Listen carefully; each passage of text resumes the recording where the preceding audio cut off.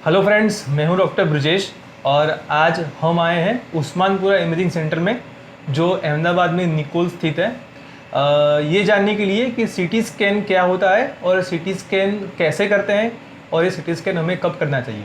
इसके लिए हमारे साथ हैं डॉक्टर प्रदीप महेश्वरी जो खुद एक रेडियोलॉजिस्ट हैं और इनको सालों का अनुभव है कि सीटी स्कैन को कैसे करते हैं और सीटी स्कैन के बारे में ये हमें आपको जानकारी देंगे। तो डॉक्टर प्रदीप महेश्वरी जी, आपका खूब स्वागत है। Thank you. और हमारे लिए आज आप बताइए कि ये सीटी स्कैन, ठीक है, ये होता क्या है। ओके, अब सीटी स्कैन का फुल फॉर्म है कंप्यूटर टोमोग्राफी। इट इज़ ये एक्चुअली एक्सरेज का हायर फॉर्म कह सकते हैं अगर कॉमन लैंग्वेज में कहें। इसमें क्या करते हैं हम, पेशेंट्स की काफ़ी सारी इंडिकेशंस जो जैसे कि छाती में कुछ भी तकलीफ़ हो उसके लिए हम जैसे क्लिनिशियंस एक बार पेशेंट्स को देखते हैं एंड देन वो कहते हैं, क्योंकि छाती की सीटी स्कैन करने की डिफरेंट उनके इंडिकेशंस रहते हैं। क्योंकि अभी के वक्त में कोरोना चल रहा है इतना ज़्यादा, तो सबसे मेन इंडिकेशन अभी है कि कोरोना को कैसे रूल आउट किया जाए।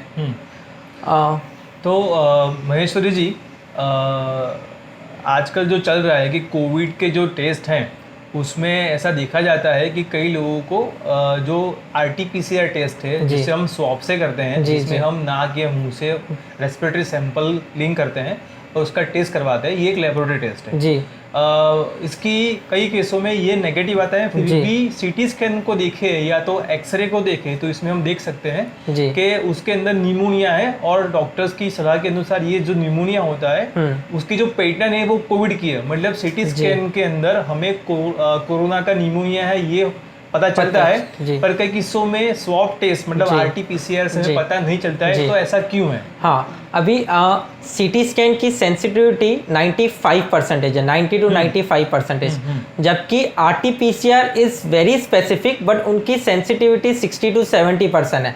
इसका मतलब ये, अगर RT-PCR पॉजिटिव है तो इसका मतलब आपको कोविड है, बट अगर RT-PCR नेगेटिव है वो ये नहीं बताता कि आप पॉजिटिव नहीं हो सकते, इसलिए उसकी सेंसिटिविटी कम है। इसीलिए क्लिनिशियंस को अभी HRCT अगर रूल आउट कराना है सीटी स्कैन करवाते हैं, जिसमें एक टिपिकल पैटर्न रहता है कोरोना का, जिसमें लंग्स में जो छोटे छोटे दाग बोलते हैं, हम ग्राउंड ग्लास ओपेसिटीज बोलते हैं डॉक्टर की लैंग्वेज में, बट कॉमन लैंग्वेज में दाग आ जाते हैं जो साइड के सब प्लूरल रीजन में आ जाते हैं, जो साइड के भाग में लंग्स के। तो वो टिपिकल रहता है और अगर वो रहे तो इट इज़ 90 to 95% कन्फर्म्ड के ये कोरोना के दाग हैं। तो प्रदीप जी, ऐसी कई स्टडीज़ हैं जो यूरोपियन स्टडीज़ भी हैं और US की स्टडीज़ में है।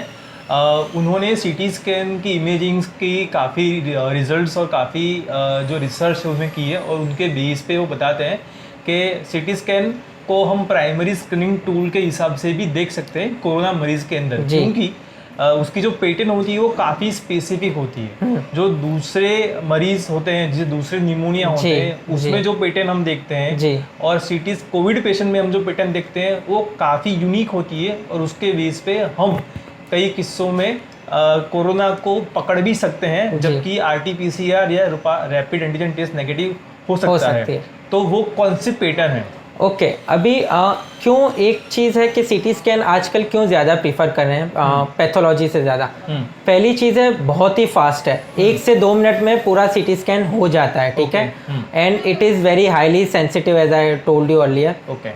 दूसरी चीज़ है, एक जो अब निमोनिया के अलग अलग प्रकार होते हैं, एक वायरल निमोनिया का जो अभी कोरोना का चल रहा है, एक बैक्टीरियल निमोनिया होता है, कुछ फंगल होता है। जो वायरल निमोनिया है कोरोना का, उसका बहुत ही टिपिकल फीचर्स हैं जिसमें आप हमें जैसे हम देखते हैं हमको पता चल जाता है, जिसमें लंग्स के साइड में दाग होना शुरू हो जाते हैं और उसमें भी हम वी कैन से कि वो दाग कौन से डे के हैं, कितने सीवियर हैं हम, क्योंकि हर एक पेशेंट में आजकल हमने जो यूरोपियन और अमेरिकन के हिसाब से हमने स्कोरिंग देना शुरू किया है। तो इट इज़ यूजफुल क्लिनिशियंस के लिए कि वो कितना सीवियर है, वो दाग कितने सीवियर है और किस हिसाब से उसको करना चाहिए। तो एक स्कोरिंग सिस्टम भी एक क्लिनिशियंस के लिए अच्छा रहता है और वो टिपिकल है, उसमें दाग जो बाकी बैक्टीरियल के कुछ अलग रहते हैं, वायरल के कुछ अलग रहते हैं, तो वायरल के टिपिकल है तो उससे पता चल जाता है। ओके, तो आपके कहने के अनुसार ये हम मानते हैं कि सीटी स्कैन से नंबर 1 थिंग हमें ये पता चलता है कि कोरोना है कि नहीं है, and according to your scoring systems we can know के how likely the patient having a corona virus और not, whether his lung affected by the coronavirus or not, to be very specific जी। and also के अगर ये corona के हिसाब से lung में इन्फेक्शन है तो ये कितनी सीवियरिटी का है, मतलब वो सामान्य है, गंभीर है, अति गंभीर है, और उसका आगे जाके ट्रीटमेंट में हम उसको कैसे अग्रेसिव मैनेजमेंट करें ये भी हम पता कर सकते हैं जी। ओके ओके एक चीज़ जस्ट मैं ऐड करना चाहता हूँ, इसमें हम स्कोरिंग देते हैं 1 to 25 की। थोड़ा मैं जस्ट 1 मिनट लूँगा आपका स्कोरिंग सिस्टम के लिए। लंग्स 2 लंग्स के 5 पार्ट होते हैं, हर एक पार्ट का हम 5 स्कोर देते हैं। तो कितने दाग, कितने वो लंग्स में, कितने वो सेगमेंट में इन्वॉल्व है, तो उस हिसाब से हम 1 to 25 की स्कोरिंग देते हैं। तो 5 is the severest, most severe form, और 0 है जिसमें दाग नहीं है। तो इस हिसाब से 8 तक रहता है तो वो माइल्ड रहता है, 8 से 15 रहता है वो मॉडरेट सीवियरिटी रहता है, एंड 15 से ज़्यादा रहता है वो वेरी सीवियर रहता है। तो जस्ट वो एक क्लिनिशियंस को थोड़ा उस हिसाब से आइडिया आता है। Okay, so being a physicians I am also supporting doctor Pradeep Maheshwari ji, और ये बात मैं बता देता हूँ कि सरकार के लिए स्वैब टेस्ट करना बहुत ही इजी है। वो एक कम महंगा टेस्ट है जो कम्युनिटी में भी हो सकता है, इसलिए इसको हम कम्युनिटी बेस के हिसाब से देखा जाए तो भले ही RT-PCR या स्वैब टेस्ट की सेंसिटिविटी कम हो, मतलब कि समझ लीजिए उसकी सेंसिटिविटी 65 to 70% है। अगर हम 70% भी मान ले तो उसका मतलब है कि 100 में से 70% जो पेशेंट होते हैं, 100 में 70 पेशेंट जो होते हैं उनको निमोनिया या उनको कोविड इन्फेक्शन हम उसको डिटेक्ट कर सकते हैं, लेकिन ऐसे 30 और हैं जिनको होने के बावजूद भी हम उसको डिटेक्ट नहीं कर सकते हैं। इसके उपरांत अगर हम कंपेयर करें उसका CT स्कैन से, जहाँ पे उसकी सेंसिटिविटी 95 to 97% है, मतलब 100 में से हम 95 या 97 जो पर्सन होते हैं उसको हम डिटेक्ट कर लेते हैं, सिर्फ 3 या 5 लोग ही बचते हैं जी। तो ऐसे CT scan primary tool to diagnose the COVID infection सबसे बेहतर है, लेकिन ये एक कम्युनिटी टेस्ट नहीं है, इसके लिए काफ़ी महंगी मशीन की जरूरत पड़ती है, इसको कम्युनिटी में हम नहीं कर सकते हैं। इसकी लागत भी बहुत ही ज़्यादा आती है, तो इसकी वजह से RT-PCR को सरकार ने मान्यता दी हुई है, लेकिन CT स्कैन इसको इजीली नहीं कर सकता है। लेकिन CT स्कैन के खुद अपने एडवांटेज हैं जो बताते हैं, जैसे कि समझ लीजिए ये CT स्कैन में ना कि हमको ये पता चलता है कि ये इन्फेक्शन की पैटर्न निमोनिया की है, कोविड के हिसाब से निमोनिया हो, साथ में ये कितना गंभीर है, इसका कौन सा आउटकम आएगा, और इसको एक बार ट्रीटमेंट के कुछ दिनों के बाद अगर ये बढ़ता है, कम होता है तो उसका मॉनिटरिंग कर सकते हैं, उसके हिसाब से ट्रीटमेंट का भी मॉनिटरिंग हो सकता है। तो ये सारे उसके एडवांटेज है। आप कुछ कहना चाहेंगे?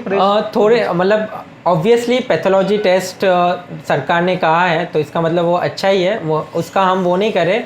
अब CT स्कैन के क्यों सरकार वो नहीं कर रही, क्योंकि एक चीज़ है कि थोड़े बहुत रेडिएशन थोड़े ज़्यादा होते हैं, थोड़ा ऑब्वियसली कॉस्टली रहता है क्योंकि मशीन बहुत महंगी आती है, but as a general tool CT scan में ज़्यादा 95% जितना पता रहता है। ओके, मतलब एडिड वन मोर थिंग, तो प्रदीप जी ने कहा कि आम पब्लिक में हम CT स्कैन का यूज़ नहीं कर सकते क्योंकि radiation is the one adverse effect of the CT scan which we cannot be affected by the more people। Public में हम ये सब पब्लिक में हम मतलब it is not a public test जिसमें हमने लाखों का कर दिया है, क्योंकि वो हम नहीं कर सकते। बच्चों में जैसे जितना हो सके अवॉइड कर सकते हैं, हम करते हैं ऐसा नहीं है, बट जितना हो सके हमको अवॉइड करना है। हम प्रेग्नेंट फीमेल्स का जितना हो सके अवॉइड करना है, unless it is life threatening, वो सब चीज़ें हैं। ओके, तो ओवर एंड ओवल इस बात को हम ख़त्म करने से पहले एक समरी बता देता हूँ कि CT स्कैन काफ़ी इजी टेस्ट है, रैपिड टेस्ट है, पर ये सिर्फ जो भी